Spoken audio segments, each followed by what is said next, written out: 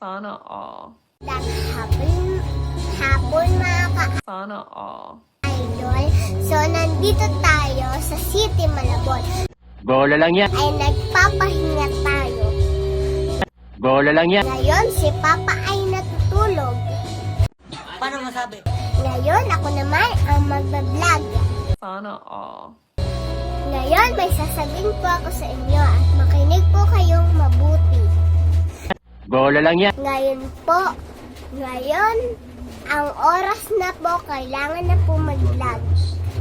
Sana all.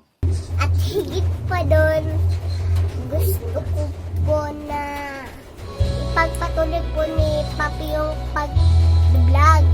Sana all. Katulad kay Tita Gina na nagtatrabaho po, na mahilig po mag-vlog. What? So, gagawin po din namin yun, katulad kay Ate Gina. Sana all. Kay Tita... Okay.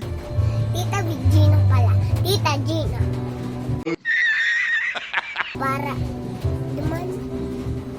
Para dumami ang followers ni Ate Gina, magpapadami din kami ng followers. Sana all.